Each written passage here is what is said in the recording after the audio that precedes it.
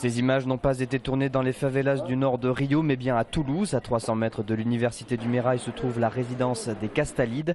Atmosphère irrespirable au pied de l'immeuble, ce sont plusieurs tonnes de détritus qui s'entassent et jonchent le sol.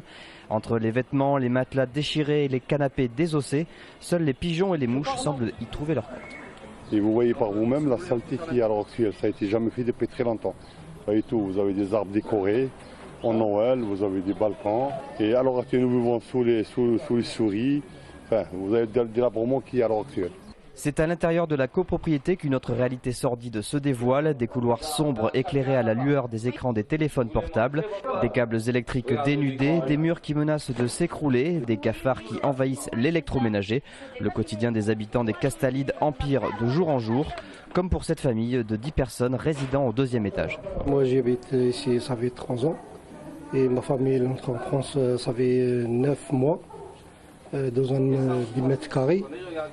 Et j'ai 2 enfants, il est malade à cause de la médite et le, je ne sais pas, microbe.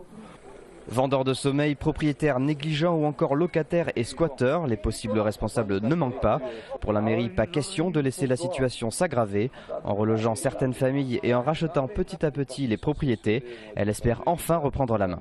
Ça fait plus de 15 ans qu'on sait qu'il y a des problèmes de suroccupation, de marchands de sommeil qui louent à des personnes dans la difficulté, qui n'ont pas beaucoup de choix, des appartements, des T1, des studios à des familles entières. Notre objectif étant forcément de vider cet immeuble pour pouvoir travailler à sa réhabilitation.